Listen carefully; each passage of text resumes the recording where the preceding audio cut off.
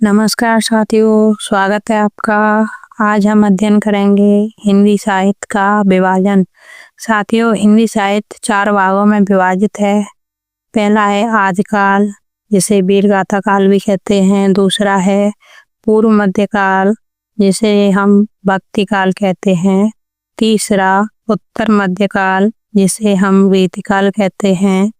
चौथा आधुनिक काल, जिसे गद्य काल भी कहते हैं। आचार्य रामचंद्र शुक्ल के अनुसार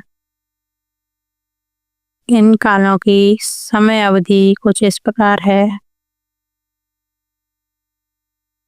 आदिकाल 1050 से 1375 संवत। पूर्व मध्यकाल 1375 से 1700। उत्तर मध्यकाल 1700 से 1900।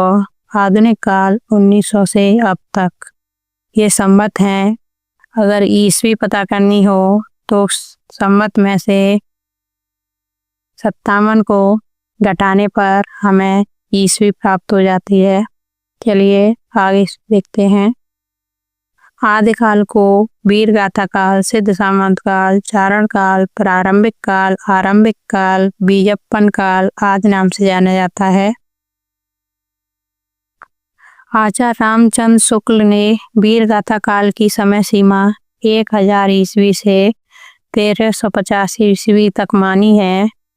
अगर संवत ऑप्शन में नहीं आती, ईस्वी दे दिए जाए तो इनको आपको ध्यान में रखना है। टिक देखकर लगाएं कि ईस्वी पूछी है या संवत।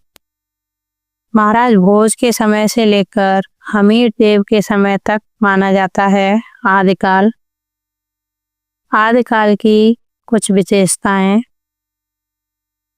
आश्रयदाताओं की प्रशंसा, युद्धों के सुंदर और सजीव चित्रण, वीर रस के साथ साथ श्रृंगार रस का वर्णन, क्योंकि युद्ध अक्सर स्त्री के लिए ही हुआ करते थे। ऐतिहासिकता के संदर्भ में कल्पना की प्रचुरता, अप्रामाणिक रचनाएं, सामूहिक राष्ट्रीयता का भाव, डिंगल पिंगल भाषा का प्रयोग।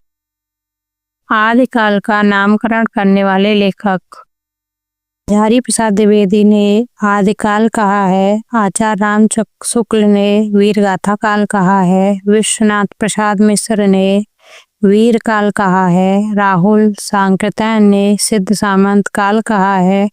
गणपत चंद्र शुक्ल ने आरंभिक काल कहा है। मिश्र बंधु ने प्रारंभिक काल कहा है। महावीर प्रसाद द्विवेदी ने बीजप्पन काल कहा है। डॉक्टर राम कुमार एवं जॉर्ज गिरियसन ने संधि काल और चारण काल कहा है।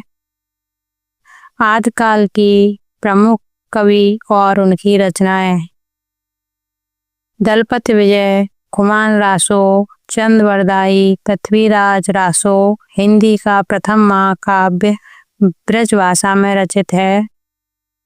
नरपतनाल, बीसलदेव रासो, जगनिक, परमाल रासो जिसे आलाखंड भी कहते हैं, सारंगधर, हमीर रासो, नल सिंह भाट, विजयपाल रासो, विद्यापति, कीर्तिलता, कीर्त पताका, पदावली, लिखनावली, सरअप्पा, दोहा को, स्वयंभू, पयमचर्यु, रिटनेमचर्यु, अरिष्टनेमी चरित, केदार भट्ट या भट्ट केदार इनकी है, जयचंद प्रकाश, अब्दुल रहमान, संदेश रासा, विजय सैन सूरी, रेवंत गिरी रास, जिन धर्म सूरी, स्थूलभद्र रास। नेक्स्ट है हमारे रासो शब्द की व्युत्पत्ति विद्वानों के अनुसार। गार्सद तासी का कहना है रासो शब्द की उत्पत्ति राजसूय शब्द से हुई है। हजारी प्रसाद रासक से मानते हैं। नंद दुलारे वाजपेयी रास, राम स्वरूप चतुर्वेदी राउस और रस, हर प्रसाद शास्त्री राजयस, रामचंद्र शुक्ल रसायन रास या रासो, गणपत चंद्र गुप्त रासक, रास, रासा, रासु, रासो, माता प्रसाद गुप्त रासक, दशरथ शर्मा राशक, नरोत्तम स्वामी राशक, कविराज श्यामल दास रहस्य, काशी प्रसाद जायसवाल रहस्य। आदिकाल की महत्वपूर्ण काव्य पंक्तियाँ। जो जिन शासन भाषियों देवसेन श्रावकाचार्य से हैं। श्रावकाचार्य देवसेन की कृति है। पंडित सयल सत्वखानी सरप्पा की पंक्तियां हैं। जहीं मन पवन न संचरई सरप्पा, घोर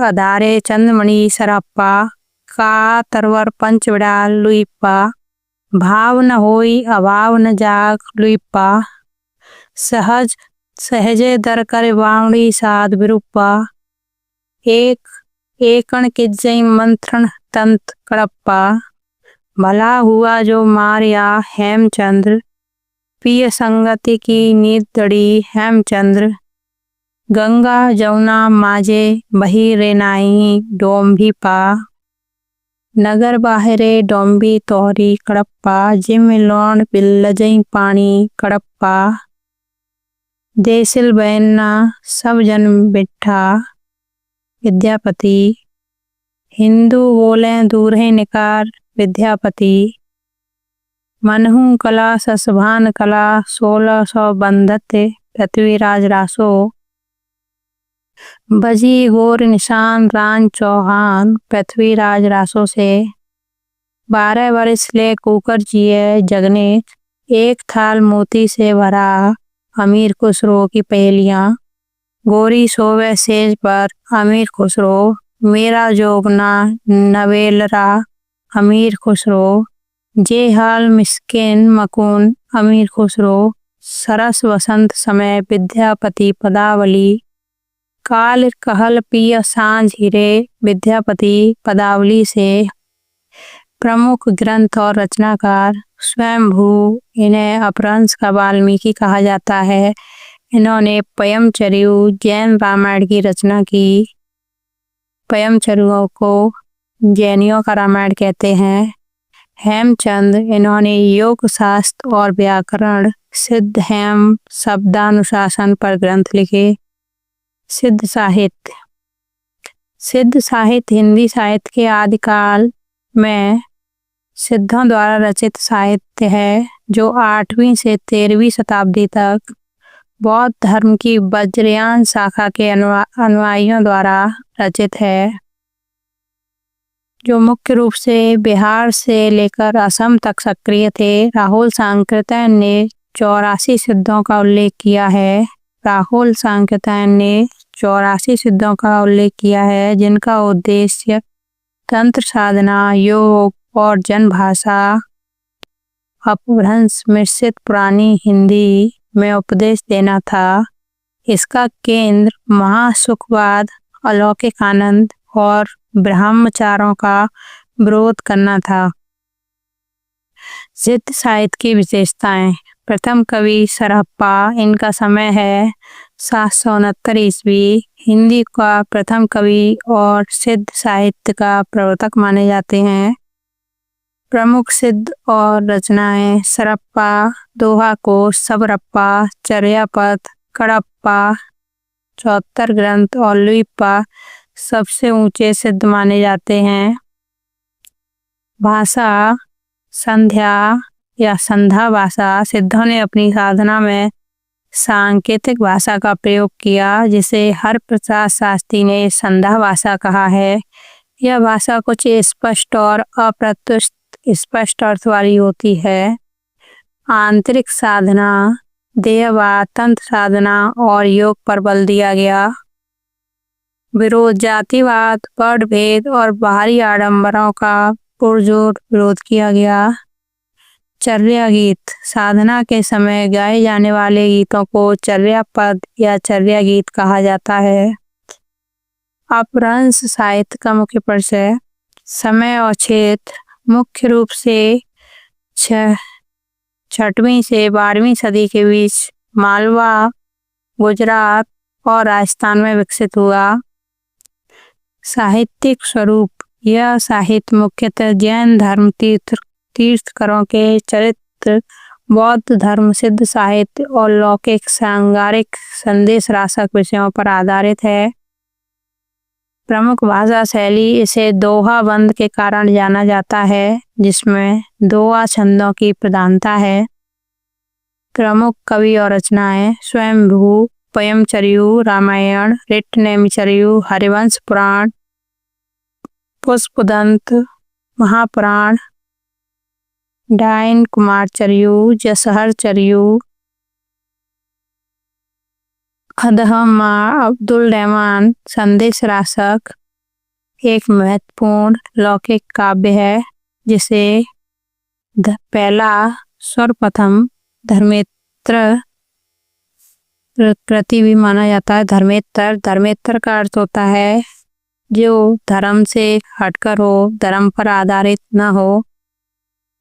जोइंदु योगेंद्र इनकी रचना है। परमार्थ प्रकाश योगसार, राम सिंह पाहुड़ दोहा, धनपाल भविष्यत कहा, पुष्पदंत, महापुराण, न्याय कुमारचर्यु, जसहरचर्यु। नाथ साहित्य का विकास 12वीं से 14वीं शताब्दी के बीच सिद्धों की भोगवादी साधना के विरोध में हुआ। गुरु गोरखनाथ इसके प्रमुख प्रणेता हैं।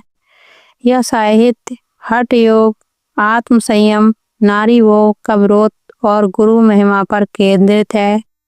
इनकी भाषा सदुक्कड़ी राजस्थानी मिश्रित खड़ी बोली है, जो रहस्यवाद और लोक जीवन से जुड़ी है।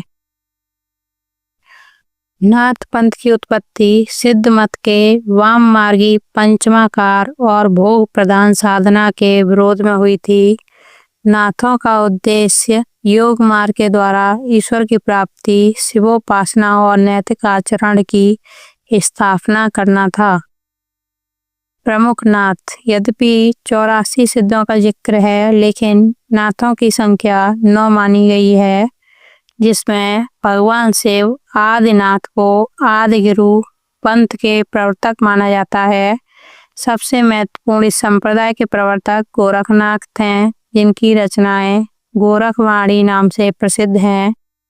मत्स्येंद्रनाथ गोरखनाथ के गुरु, इनके अलग अलग नाम हैं, जैसे मच्छिंद्रनाथ, विष्णु शर्मा, मीननाथ। मत्स्येंद्रनाथ को कई नामों से जाना जाता है। नाथों में रसायनी नागार्जुन को बोला जाता है। जालंधर को बालनाथ कहा जाता है। साहित्यिक विशेषताएं हठ योग पर जोर, आडंबरों का विरोध, गुरु महिमा, लोक भाषा, रूखापन। आलोचकों के अनुसार इस साहित्य में वैराग्य के कारण गृहस्थ जीवन की अपेक्षा और भावुकता की कमी पाई जाती है। प्रमुख रचनाएं गोरखनाथ की रचना में शब्दी, पद, शिष्य दर्शन, प्राण संकली, नरवे बोध आदि प्रमुख हैं। यहाँ पर हमारा आदिकाल समाप्त होता है। अगली वीडियो में हम भक्ति काल को क्लियर करेंगे। वीडियो अच्छा लगा हो तो लाइक एंड शेयर करें। धन्यवाद।